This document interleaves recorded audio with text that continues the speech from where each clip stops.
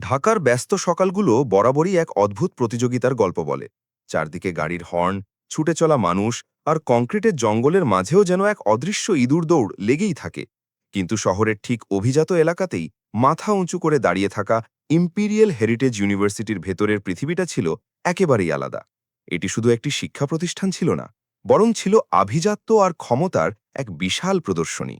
বিশালাকার ঝাড়বাতি, চোখ ধাঁধানো ইউরোপীয় স্থাপত্য, দামি বিদেশি ফুলের বাগান আর পার্কিং লটের সারি সারি দাঁড়িয়ে থাকা রোলস রয়েস, মেব্যাক, পোর্শে বা বিএমডব্লিউ জানান দিত এখানে মেধার চেয়ে ব্যাংক ব্যালেন্সের ওজন অনেক বেশি। মনে হতো যেন কোনো হলিউড সিনেমার সেট, যেখানে পা রাখলেই বোঝা যায় এটি কেবল সমাজের শীর্ষবিন্দুতে থাকা ধনকুবেরদের সন্তানদের জন্যই তৈরি। এই ইম্পিরিয়াল হেরিটেজ ইউনিভার্সিটিতেই পড়াশোনা করত জারা চৌধুরী। রূপে গুণে এবং বাবার অগাধ সম্পত্তির জোরে জারাকে পুরো ক্যাম্পাসের অঘোষিত রানী বলে মেনে নেওয়া হতো। তার বাবার সিকান্দার চৌধুরী দেশের অন্যতম শীর্ষস্থানীয় এবং প্রভাবশালী শিল্পপতি। জারা ক্যাম্পাসে পা রাখত গুচি বা প্রাডার লিমিটেড এডিশন ড্রেস পরে, হাতে থাকত রোলেক্সের ঘড়ি। ক্যাম্পাসের এমন কোনো কোণ বা এমন কোনো শিক্ষার্থী ছিল না যে জারাকে এক ডাকে চিনত না। সে যখন করিডোর দিয়ে হেঁটে যেত, মনে হতো চারপাশের পুরো পরিবেশটাই যেন তার সাথে সাথে বদলে যাচ্ছে। তার চারপাশে সব সময় চাটুকার বান্ধবীদের একটা ভিড় লেগেই থাকত। কিন্তু জারার একটি মারাত্মক চারিত্রিক ত্রুটি ছিল। সে মানুষের মূল্যায়ন করত তাদের পরনের ব্র্যান্ডের পোশাক আর পকেটের টাকা দেখে। সাধারণ মানের পোশাক পরা বা মধ্যবিত্ত ঘর থেকে আসা কাউকে সে মানুষ বলেই গণ্য করত না। তার মতে গরিবরা পৃথিবীতে এসেছে কেবল ধনীদের সেবার জন্য। ঠিক এই একই ক্যাম্পাসের আরেক প্রান্তে ছিল আরিয়ান রহমান। পরনে ইস্ত্রিহীন একটি পুরনো সাদা শার্ট, রং চটে যাওয়া ফ্যাকাশে নীল জিন্স, পায়ে অতি সাধারণ একটি স্নিকার্স আর কাঁধে ঝোলানো একটা পুরনো ক্যানভাসের ব্যাগ। প্রথম দেখায় যে কারো মনে হবে সে হয়তো কোনো অতি দরিদ্র পরিবারের সন্তান, যে ভুল করে স্কলারশিপ নিয়ে এই অভিজাতদের ভিড়ে এসে পড়েছে। আরিয়ান খুব একটা কারো সাথে মিশত না বা ক্যাফেটেরিয়ায় আড্ডায় মেতে উঠত না। ক্লাস শেষ হওয়ার পর তার একমাত্র গন্তব্য ছিল বিশ্ববিদ্যালয়ের বিশাল লাইব্রেরি। সেখানে সে ঘণ্টার পর ঘণ্টা অর্থনীতি, প্রযুক্তি আর ব্যবসার মোটা মোটা বই নিয়ে ডুবে থাকত। ক্যাম্পাসের তথাকথিত ধনী ছাত্ররা, বিশেষ করে জারার বন্ধু ফাহিম এবং তার দলবল, প্রায়ই আরিয়ানকে নিয়ে উপহাস করত। ফাহিম একদিন করিডোরে জোরে বলে উঠেছিল, "কিরে, মনে হয় ভাইয়ের কাছে পড়ার মতোই একটাই শার্ট আছে। ও এখানে পড়াশোনা করতে এসেছে নাকি আমাদের কারো কোম্পানিতে পিয়নের চাকরি খুঁজতে এসেছে?" এমন তীক্ষ্ণ ও অপমানজনক কথা প্রায় প্রতিদিনই তার কান ছুঁয়ে যেত। কিন্তু আরিয়ান কোনোদিন ঘুরে দাঁড়িয়ে এসবের প্রতিবাদ করত না বা রাগ দেখাত না। তার শান্ত চোখের দৃষ্টিতে অদ্ভুত এক স্থিরতা ছিল, যা দেখে মনে হতো এসব তুচ্ছ কটূক্তি তাকে বিন্দুমাত্র স্পর্শ করতে পারে না। সে শুধু মুচকি হাসত আর নিজের পথে হেঁটে যেত। দিন গড়িয়ে ইম্পেরিয়াল হেরিটেজ ইউনিভার্সিটির বার্ষিক উৎসব বা অ্যানুয়াল ফেস্টের সময় ঘনিয়ে এলো। পুরো ক্যাম্পাস রঙিন আলো, ব্যানার আর ফেস্টুনে একেবারে রাজকীয় সাজে সেজে উঠেছিল। চারদিকে উৎসবের আমেজ, মাইকে বাজছে গান, আর সবার মাঝে এক বাঁধ ভাঙা আনন্দ। যারা তার দলবল নিয়ে ক্যাম্পাসের প্রধান ফটকের কাছে দাঁড়িয়ে আড্ডা দিচ্ছিল। ঠিক সেই মুহূর্তে হঠাৎ করে একটি চকচকে এবং অসম্ভব দামি কালো রঙের মার্সিডিজ মেবাখ গাড়ি বিশ্ববিদ্যালয়ের গেটের সামনে এসে নিঃশব্দে থামল। গাড়িটি এতটাই বিলাসবহুল আর দৃষ্টিনন্দন ছিল যে উপস্থিত সবার চোখ সেদিকেই আটকে গেল। যারা একগাল হেসে অহংকারের সুরে বলল, "মনে হচ্ছে ড্যাড আমার জন্য নতুন সারপ্রাইজ হিসেবে এই গাড়িটা পাঠিয়েছেন। কালই আমি ড্যাডকে নতুন গাড়ির কথা বলেছিলাম।" সবাই রুদ্ধশ্বাস কৌতূহল নিয়ে গাড়ির দিকে তাকিয়ে রইল। কয়েক সেকেন্ড পরেই গাড়ির দরজা খুলল, কিন্তু ভেতর থেকে যা বেরিয়ে এলো তা দেখে সবার চোখ কপালে ওঠার জোগাড়। সেই অতি সাধারণ এবং পুরনো পোশাক পরা ছেলেটি আরিয়ান খুব স্বাভাবিক ভঙ্গিতে গাড়ি থেকে নামল। সে শান্তভাবে গাড়ির দরজাটি বন্ধ করতে উদ্যত হল। যারা এবং তার বান্ধবীরা এই দৃশ্য দেখে শব্দ করে হাসতে শুরু করল। ফাহিম ব্যঙ্গ করে বলল, "ও গড, তো এই ছেলেটা আসলে একজন সামান্য ড্রাইভার, আর আমরা ভাবতাম ও হয়তো গরিব কোনো স্টুডেন্ট।" যারার এক বান্ধবী হাসতে হাসতে যোগ করল, "আর আমি তো ভাবছিলাম ভেতর থেকে না জানি কোনো সেলিব্রিটি বা ভিআইপি কেউ বেরোবে।" যারা এবার কয়েক পা এগিয়ে গেল এবং চরম তাচ্ছিল্য ভরা কণ্ঠে হুকুম করল, "শোনো ড্রাইভার, গাড়িটা পার্কিংয়ে রেখে জলদি এদিকে এসো। আমাদের ফেস্টের অনেক প্রস্তুতির কাজ বাকি আছে, সেগুলোতে মজুরের মতো সাহায্য করবে।" আশপাশে দাঁড়িয়ে থাকা অনেক শিক্ষার্থী জারার কথা শুনে হো হো করে হেসে উঠল। আরিয়ান অত্যন্ত শান্ত ও নির্বিকার দৃষ্টিতে জারার দিকে তাকাল। তার চেহারায় রাগের কোনো ছাপ ছিল না কোনো অপমানের গ্লানিও। সে অত্যন্ত ধীর ও গম্ভীর কণ্ঠে বলল, আমি কারো ড্রাইভার নই। যারা এবার যেন আরও বেশি মজা পেয়ে হাসতে হাসতে বলল, তাই নাকি? আচ্ছা, তাহলে এই কয়েক কোটি টাকার গাড়িটা কি তোমার নিজের, নাকি মালিকের গাড়ি চুরি করে ঘুরতে বেরিয়েছ? উপস্থিত সবাই আবারও অট্টহাসিতে ফেটে পড়ল। আরিয়ান তাদের এই হাসাহাসির মাঝেই কয়েক পা এগিয়ে জারার চোখের দিকে সরাসরি তাকিয়ে কেবল একটি কথাই বলল, চেহারা বা পোশাকে সাধারণ দেখতে প্রত্যেকটা মানুষই কিন্তু ভেতর থেকে দুর্বল বা ছোট হয় না। কখনো কখনো সাধারণ খামের ভেতরেই সবচেয়ে দামি চিঠিটা লুকিয়ে থাকে। কিন্তু অহংকারে অন্ধ যারা বা তার বন্ধুদের কেউই আরিয়ানের এই গভীর কথার বিন্দুমাত্র অর্থ বুঝল না। যারা মুখ বাঁকিয়ে বলল, বড়লোকেদের দামি গাড়ি চালালেই কেউ আর নিজে বড়লোক হয়ে যায় না, তোমার ওই ফিলসফি তোমার কাছেই রাখো। এটুকু বলেই সে আরিয়ানের দিক থেকে মুখ ফিরিয়ে তার বান্ধবীদের নিয়ে ক্যাম্পাসের ভেতরে চলে গেল। আরিয়ান কয়েক মুহূর্ত নীরবে সেখানেই দাঁড়িয়ে রইল। সে বিশ্ববিদ্যালয়ের সুউচ্চ ভবনের দিকে তাকিয়ে ঠোঁটের কোণে এক চিলকে রহস্যময় হাসি ফুটিয়ে আপন মনেই বলল, মাঝে মাঝে চরম সত্যটা মানুষের চোখের সামনে আসতে একটু বেশি সময় নিয়ে নেয়। ফেস্টের দিন যত এগিয়ে আসছিল, বিশ্ববিদ্যালয়ের প্রতিটি শিক্ষার্থী তত বেশি নিজেদের কাজে ডুবে যাচ্ছিল। এই উৎসবের মাঝেই বিশ্ববিদ্যালয়ে একটি অত্যন্ত গুরুত্বপূর্ণ বিজনেস প্রেজেন্টেশন বা ব্যবসায়িক আইডিয়া প্রতিযোগিতার আয়োজন করা হয়েছিল। ঢাকা শহরের অনেক নামিদামি কর্পোরেট হাউসের সিইও এবং আন্তর্জাতিক বিনিয়োগকারীদের এই অনুষ্ঠানে বিচারক হিসাবে আসার কথা ছিল। যারার মনে দৃঢ় বিশ্বাস ছিল যে বিজয়ীর ট্রফিটা সেই ছিনিয়ে নেবে।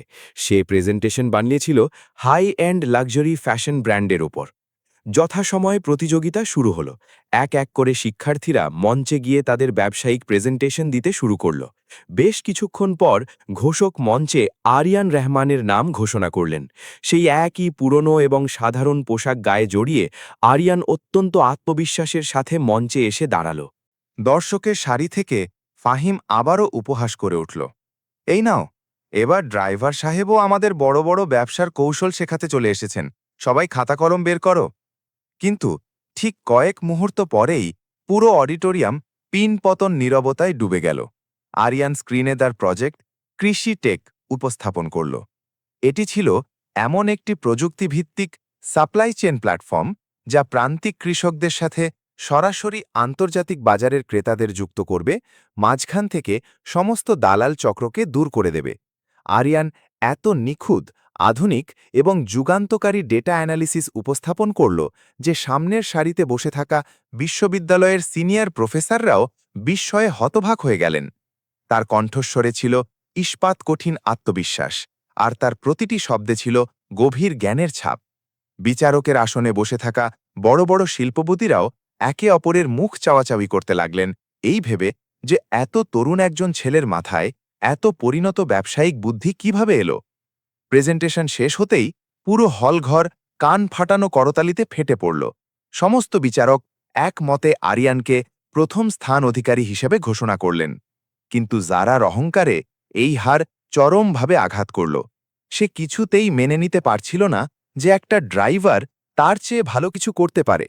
অনুষ্ঠান শেষে সে রাগে গজগজ করতে করতে করিডরে আরিয়ানের পথ আটকাল এবং সরাসরি অভিযোগ করে বসল, তুমি নিশ্চয়ই এই আইডিয়াগুলো ইন্টারনেট বা অন্য কোনো বিদেশি কোম্পানির প্রজেক্ট থেকে হুবহু কপি করেছ। তোমার মতো একটা থার্ড ক্লাস মানুষের মাথায় এত বড় আইডিয়া আসা অসম্ভব। আরিয়ান একটুও না রেগে বরং মুচকি হেসে বলল, যারা জীবনে সত্যিই কঠোর পরিশ্রম করে শূন্য থেকে কিছু তৈরি করে, তোমার মতো মানুষেরা প্রায়ই তাদের সাফল্যের ওপর এমন সন্দেহ করে থাকে। যারা দাঁত কিড়মির করে বলল, তোমার মতো নিচুতলার মানুষরা কেবল ভাগ্যের জোরেই এমন দু একবার জিতে যায়, এতে আকাশে ওড়ার কিছু নেই। আরিয়ান অত্যন্ত শান্ত এবং ধীর গলায় উত্তর দিল, আর কিছু মানুষ সবসময় কেবল তাদের বাবার টাকার জোরেই জেতে। যেদিন তোমার বাবার নামের ট্যাগটা তোমার নামের পাশ থেকে সরে যাবে, সেদিন বুঝতে পারবে তোমার নিজের আসল যোগ্যতা ঠিক কতটুকু। এই একটা ছোট্ট অথচ ধারালো বাক্য শুনতেই জারার মুখ থেকে সব কথা হারিয়ে গেল। সে কিছুক্ষণের জন্য একেবারে স্তব্ধ হয়ে দাঁড়িয়ে রইল। সেই রাতেই ঢাকা শহরে হঠাৎ করেই কালবৈশাখী ঝড়ের সাথে মিশলধারে বৃষ্টি শুরু হল। অন্ধকার রাস্তায় জারার বিলাসবহুল গাড়িটা হঠাৎ করেই বনানীর এক নির্জন রাস্তায় নষ্ট হয়ে গেল। গাড়ির ইঞ্জিন থেকে ধোঁয়া বেরোচ্ছিল। তার যেসব বান্ধবীরা সবসময় তাকে ঘিরে থাকত, তারা আগেই তাকে একা ফেলে যে যার গন্তব্যে চলে গিয়েছিল। যারা উপায় না দেখে রাস্তার একপাশে দাঁড়িয়ে ভিজে ভিজে চরম দুশ্চিন্তায় সময় পার করছিল। রাত তখন প্রায় 11:30। ঠিক সেই মুহূর্তে তার ঠিক সামনে এসে সেই পরিচিত কালো মেবাখ গাড়িটি থামল। গাড়ির হেডলাইটের আলোয় যারা চোখ পিটপিট করে তাকালো। কাঁচ ধীরে ধীরে নিচে নেমে গেল এবং যারা দেখতে পেল ড্রাইভিং সিটে আরিয়ান বসে আছে। আরিয়ান খুব স্বাভাবিক গলায় বলল, গাড়িতে বসে পড়ো যারা, বাইরে খুব জোরে বৃষ্টি পড়ছে, রাতও অনেক হয়েছে, এভাবে রাস্তায় দাঁড়িয়ে থাকাটা মোটেও নিরাপদ নয়। যারা নিজের অহংকার আর বর্তমান পরিস্থিতির মাঝে কিছুক্ষণ দোটানায় ভুগল। সে ভাবল একজন ড্রাইভারের গাড়িতে সে কিভাবে উঠবে, কিন্তু চারপাশের ভুতুড়ে পরিবেশ আর বৃষ্টির তোড় বাড়তে থাকায় সে বাধ্য হয়ে আরিয়ানের গাড়ির পেছনের সিটে উঠে বসল। পুরো রাস্তা দুজনের মধ্যে অদ্ভুত এক নীরবতা বিরাজ করছিল। যারা চুপচাপ থাকলেও তার চোখ বারবার গাড়ির ভেতরের অত্যাধুনিক আর রাজকীয় ইন্টেরিয়রের দিকে আটকে যাচ্ছিল। গাড়ির ভেতরে হালকা নীল রঙের অ্যাম্বিয়েন্ট লাইট জ্বলছে, সিটগুলো প্রিমিয়াম লেদারের তৈরি, এমনকি ড্যাশবোর্ডে দামি শ্যাম্পেনের গ্লাসও রাখা আছে। সে আর নিজের কৌতূহল চেপে রাখতে পারল না, জিজ্ঞেস করেই বসল, সত্যি করে বলো তো, এই গাড়িটা আসলে কার? তোমার মালিক নিশ্চয়ই অনেক বড় কোনো বিজনেসম্যান। আরিয়ান স্টিয়ারিংয়ে হাত রেখেই রিয়ার ভিউ মিররে জারার দিকে তাকিয়ে মুচকি হেসে জবাব দিল, যাকে তুমি সামান্য একজন ড্রাইভার বলে মনে করো, এই গাড়িটা ঠিক তারই। যারা কথাটি শুনে তাচ্ছিল্যের সুরে হালকা হেসে উঠল। তার মনে হল আরিয়ান বোধহয় তার সাথে নিছক মজা করছে। ঠিক সেই মুহূর্তেই গাড়ির ইনফোটেইনমেন্ট সিস্টেমে আরিয়ানের ব্লুটুথ কানেক্টেড ফোনে একটি কল বেজে উঠল। স্ক্রিনে লেখা ভাসল, সিঙ্গাপুর অফিস। আরিয়ান কলটা রিসিভ করতেই গাড়ির স্পিকারে ওপাশ থেকে এক ব্যক্তির সম্মানপূর্ণ ও ব্যস্ত আওয়াজ ভেসে এলো, গুড ইভিনিং স্যার, দুঃখিত এত রাতে কল করার জন্য, কিন্তু আগামীকালের দুবাই প্রজেক্টের $500 মিলিয়ন টেক মার্জার ডিলটি মাত্রই ফাইনাল হয়ে গেছে।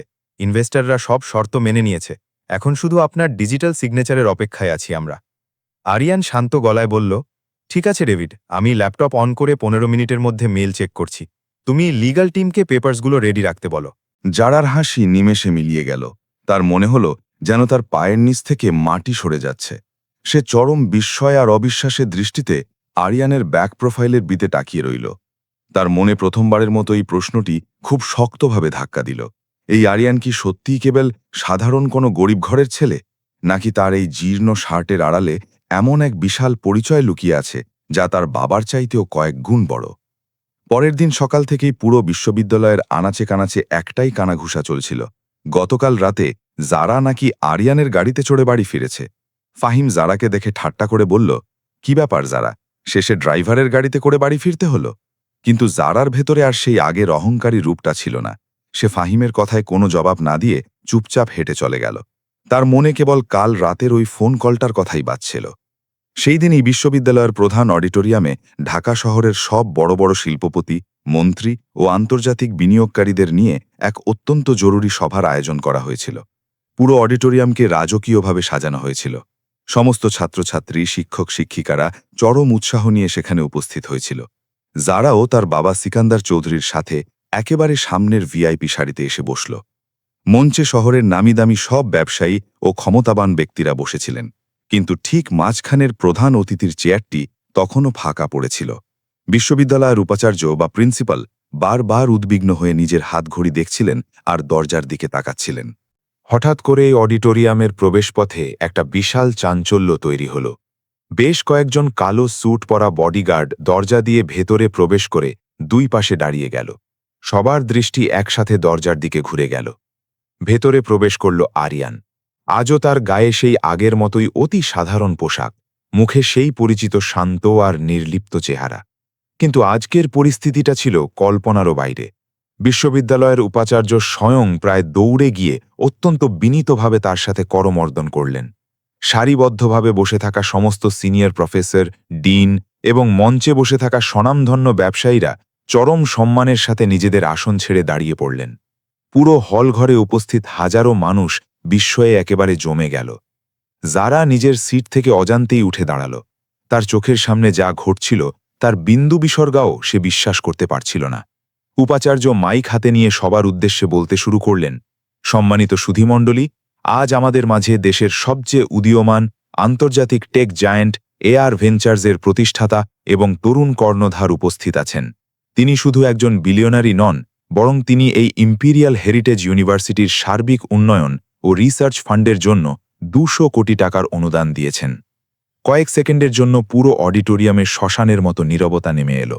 এরপর উপাচার্য গর্বিত কণ্ঠে প্রায় চিৎকার করে উঠলেন, দয়া করে আপনারা সবাই করতালি দিয়ে স্বাগত জানান আমাদের আজকের প্রধান অতিথি এবং আমাদেরই বিশ্ববিদ্যালয়ের গর্বিত ছাত্র মিস্টার আরিয়ান রহমানকে। মুহূর্তের মাঝে পুরো অডিটোরিয়াম বিপুল করতালিতে ফেটে পড়ল। জারার মুখ থেকে যেন রক্তের শেষ বিন্দুটিও শুকিয়ে গেল। তার পা কাঁপছিল।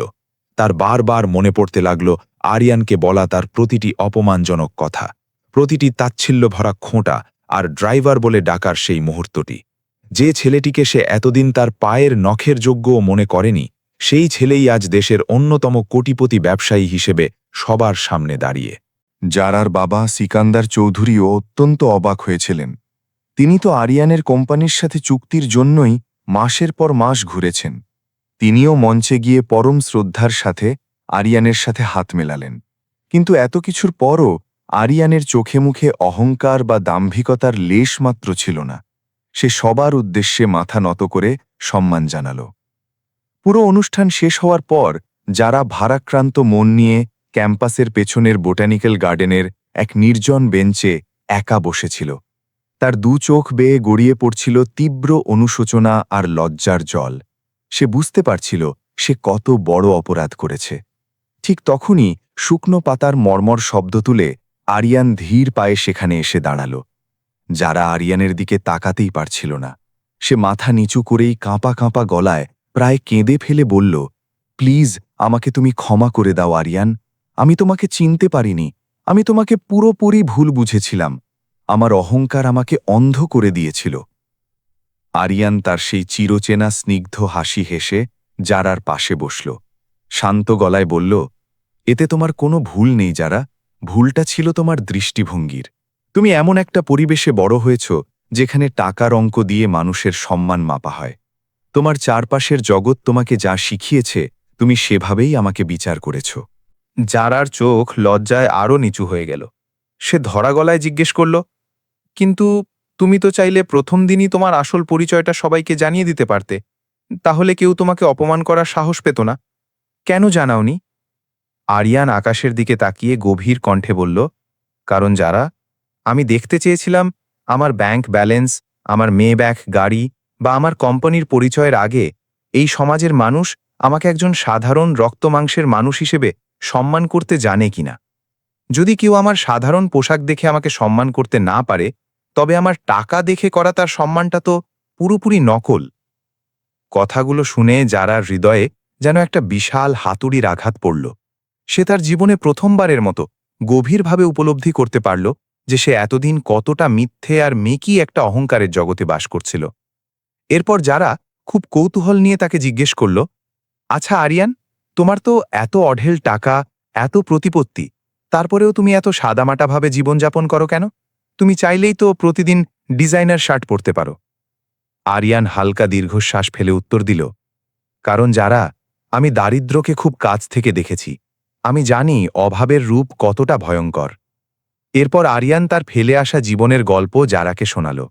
সে জানালো তার বাবা ছিলেন উত্তরবঙ্গের এক অতি সামান্য ও দরিদ্র কৃষক। তার ছোটবেলায় এমন অনেক দিন গেছে যখন বাড়িতে একবেলা খাবার জোগাড় করার মতো কোনো টাকা তাদের কাছে থাকত না। শুধু পানি খেয়ে তারা রাত কাটিয়েছে। কিন্তু আরিয়ান কখনো নিজের ভাগ্যের কাছে হার মানেনি। সে গ্রামের স্কুল থেকে স্কলারশিপ পেয়ে ঢাকায় আসে, টিউশনি করে আর রাত জেগে প্রোগ্রামিং শিখে সে ফ্রিল্যান্সিং শুরু করে। ধীরে ধীরে নিজের মেধা দিয়ে সে একটি ছোট্ট সফটওয়্যার ফার্ম দাঁড় করায়। সেই ফার্মের একটি যুগান্তকারী এআই প্রজেক্ট বিদেশি বিনিয়োগকারীদের নজর কাড়ে এবং সেখান থেকেই তার $1 বিলিয়ন কোম্পানির যাত্রা শুরু। কিন্তু সে তার শেকড়কে কখনো ভোলেনি। সে সাধারণভাবেই জীবন কাটাতে ভালোবাসে, কারণ তার মতে বিলাসিতা মানুষকে অলস আর অহংকারী করে দেয়। আরিয়ানের জীবনের এই হাড় হিম করা সংগ্রামের কথা শুনে যারা অঝরে কাঁদতে লাগল। সে সেদিন সত্যিকারের অর্থেই বুঝতে পারল যে মানুষের আসল মহত্ব কখনো তার ব্যাংক অ্যাকাউন্টে লুকিয়ে থাকে না, বরং তা লুকিয়ে থাকে তার সংগ্রাম আর মানবতার মাঝে। সেই ঘটনার পর থেকে জারার স্বভাব এবং আচার-আচরণ জাদুর মতো বদলাতে শুরু করল। এখন সে আর মানুষকে তার পরনের ব্র্যান্ডের পোশাক বা পকেটের টাকার অঙ্ক দিয়ে বিচার করত না। সে তার পুরনো চাটুকার বন্ধুদের সঙ্গ এড়িয়ে প্রায়ই আরিয়ানের সাথে সময় কাটাতে শুরু করল। তাদের মাঝে ধীরে ধীরে খুব সুন্দর এবং গভীর এক বন্ধুত্বের সম্পর্ক গড়ে উঠল। ঠিক সেই সময়টাতেই বিশ্ববিদ্যালয়ের ওপর এক বিরাট দুর্যোগ নেমে এলো। খবর ছড়ালো যে ইম্পিরিয়াল হেরিটেজ ইউনিভার্সিটির আগের ব্যবস্থাপনা কমিটি গোপনে একটি ব্যাংকের কাছ থেকে শত কোটি টাকার ঋণ নিয়েছিল, যা তারা শোধ করতে পারেনি। ব্যাংক এখন ক্যাম্পাসটি নিলামে তুলতে যাচ্ছে। খুব শিগগিরই হয়তো এটি চিরতরে বন্ধ হয়ে যাবে। সাধারণ শিক্ষার্থী থেকে শুরু করে শিক্ষক সবাই চরম দুশ্চিন্তায় পড়ে গেলেন। উপাচার্য এক জরুরি মিটিং ডেকে হতাশ কণ্ঠে বললেন, যদি আগামী ৩ দিনের মধ্যে আমরা এই বিপুল পরিমাণ অর্থ ব্যাংকে জমা দিতে না পারি, তবে বাধ্য হয়ে আমাদের এই প্রিয় ক্যাম্পাসটি নিলামে তুলে দিতে হবে। পুরো হলঘর এক গভীর বিষাদে ডুবে গেল। অনেক শিক্ষার্থীর চোখেই পানি, কারণ তাদের কেরিয়ার মাঝপথে ধ্বংস হয়ে যাবে। ঠিক সেই অন্ধকার মুহূর্তেই আরিয়ান দৃঢ় পদক্ষেপে মঞ্চে উঠে এলো। সে মাইক হাতে নিয়ে অত্যন্ত বলিষ্ঠ কণ্ঠে ঘোষণা করল, এই বিশ্ববিদ্যালয় হাজার হাজার সাধারণ ও মেধাবী শিক্ষার্থীর স্বপ্নের সাথে জড়িয়ে আছে। এই ক্যাম্পাস আমাদের দ্বিতীয় বাড়ি। আমি কোনোভাবেই এই স্বপ্নকে মরতে দেব না।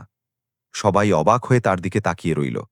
আরিয়ান সাথে সাথে তার লিগ্যাল টিমকে নির্দেশ দিল এবং সবার সামনে চেক সই করে প্রতিশ্রুতি দিল যে তার কোম্পানি এআর ভেঞ্চার্স বিশ্ববিদ্যালয়ের মাথার ওপর থাকা সম্পূর্ণ ঋণের বোঝা একাই শোধ করে দেবে এবং ভবিষ্যতে বিশ্ববিদ্যালয়ের সকল পরিচালনার দায়িত্ব গ্রহণ করবে। এই ঘোষণার সাথে সাথে পুরো হলঘর আবারও আনন্দে এবং স্বস্তির করতালিতে মুখরিত হয়ে উঠল। অনেক সাধারণ শিক্ষার্থীর চোখ থেকে তখন আনন্দাশ্রু ঝরছিল। যারা দর্শক সারিতে দাঁড়িয়ে বুক ভরা গর্ব নিয়ে আরিয়ানের দিকে তাকিয়েছিল। যে ছেলেটিকে সে একদিন তুচ্ছ তাচ্ছিল্য করে ড্রাইভার ভেবেছিল, আজ সেই ছেলেই হাজারো শিক্ষার্থীর স্বপ্নের রক্ষাকর্তা হয়ে দাঁড়িয়েছে। কয়েক মাস পর ক্যাম্পাসে এক বিশেষ সম্মাননা অনুষ্ঠানের আয়োজন করা হলো। উপাচার্য মঞ্চে এসে অত্যন্ত গর্বিত গলায় বললেন, আজ আমরা আমাদের এমন একজন রত্নতুল্য ছাত্রকে সম্মান জানাতে চলেছি, যে শুধু আমাদের এই বিশ্ববিদ্যালয়কেই ধ্বংসের হাত থেকে বাঁচায়নি, বরং আমাদের প্রত্যেককে জীবনের সবচেয়ে বড় শিক্ষাটি দিয়ে গেছে। আরিয়ান ধীর পায়ে মঞ্চে গিয়ে মাইক তুলে নিল এবং পুরো অডিটোরিয়ামের দিকে তাকিয়ে প্রশান্ত গলায় বলল, মানুষের আসল পরিচয় কখনো তার গায়ের দামি পোশাক বা তার গাড়ির ব্র্যান্ড দিয়ে নির্ধারিত হয় না। তার পরিচয় তৈরি হয় তার আচরণ, তার সংগ্রাম আর তার ব্যবহার দিয়ে। আমি আমার জীবনে চরম দারিদ্র্যও দেখেছি, আবার অঢেল প্রাচুর্যও দেখেছি, কিন্তু একটা পরম সত্য আমি বুঝতে পেরেছি। টাকা কেবল আমাদের জীবনযাত্রার মান বদলাতে পারে, কিন্তু আমাদের মূল্যবোধ আর মনুষ্যত্ব বদলানোর ক্ষমতা কেবল আমাদের নিজের মনের কাছেই থাকে। মানুষ কখনো টাকা দিয়ে বড় হয় না, মানুষ বড় হয় তার সুন্দর মন দিয়ে। এই কথাগুলো শুনে দর্শক সারিতে বসা জারার চোখ সজল হয়ে উঠল। সে বুঝতে পারল, আসল হিরে চিরকাল সাধারণ পাথরের মোড়কেই লুকিয়ে থাকে, আর তাকে চিনতে হলে জহুরির চোখ লাগে। এর কিছুদিন পর আরিয়ান আর জারা দুজনে মিলে বিশ্ববিদ্যালয়ে একটি বিশেষ স্কলারশিপ প্রোগ্রাম চালু করল, যাতে কোনো গরিব এবং মেধাবী শিক্ষার্থীর পড়াশোনা কখনো কেবল টাকার অভাবে মাঝপথে থেমে না যায়। ইম্পিরিয়াল হেরিটেজ ইউনিভার্সিটিতে এখন আর কেউ কাউকে তার পোশাক বা গাড়ির ব্র্যান্ড দেখে বিচার করে না। আজও যখনই যারা বিশ্ববিদ্যালয়ের সেই প্রধান ফটকটি দিয়ে প্রবেশ করে, তার অবচেতন মনেই সেই দিনকির কথা ভেসে ওঠে, যেদিন সে আরিয়ানকে সামান্য একজন ড্রাইভার ভেবে তাচ্ছিল্য করেছিল। তবে সে এখন হাসি মুখে বিশ্বাস করে সেটাই ছিল তার জীবনের সবচেয়ে বড় ভুল, এবং একই সাথে সবচেয়ে দামি শিক্ষাও। কারণ জীবন মাঝে মাঝে আমাদের এমন কিছু মানুষের মুখোমুখি দাঁড় করিয়ে দেয়, যারা আমাদের পুরো দেখার চোখটাই বদলে দেয়। দামি গাড়ি, ব্র্যান্ডের পোশাক আর উঁচু বংশের পরিচয় কেবল মানুষের বাইরের জাঁকজমক দেখাতে পারে, কিন্তু তা কখনোই কোনো মানুষের আসল মূল্য নির্ধারণ করতে পারে না। জীবনে কোনো মানুষের প্রকৃত মূল্য তার পরিধেয় বস্ত্রে নয়, বরং তার চরিত্র আর মানবতার মাঝেই নিহিত থাকে। যদি আরিয়ান আর জারার জীবনের এই আবেগপ্রবণ, নাটকীয় ও অনুপ্রেরণামূলক গল্পটি আপনার হৃদয়কে বিন্দুমাত্র ছুঁয়ে থাকে, তবে গল্পটি অবশ্যই আপনার পরিচিত বন্ধুবান্ধব এবং প্রিয়জনদের সাথে শেয়ার করে তাদেরও এই সুন্দর শিক্ষাটি জানার সুযোগ করে দিন। যদি এই গল্পটি আপনার ভালো লেগে থাকে তবে ভিডিওটিতে বা পোস্টটিতে একটি লাইক প্রদান করে আমাদের উৎসাহিত করবেন। এমনই আরও অসংখ্য হৃদয়ে ছুঁয়ে যাওয়া বাস্তবমুখী এবং অনুপ্রেরণাদায়ী গল্প নিয়মিত পেতে আমাদের চ্যানেল বা পেজটির সাথে যুক্ত থাকুন এবং সাবস্ক্রাইব করে বেল আইকনটি চেপে রাখতে একদম ভুলবেন না। সবশেষে কমেন্ট বক্সে অবশ্যই লিখে জানাবেন এই গল্প থেকে আপনি সবচেয়ে বড় কোন শিক্ষাটি পেলেন, আর আপনি যদি যারার জায়গায় থাকতেন তবে আপনার আচরণ কেমন হতো।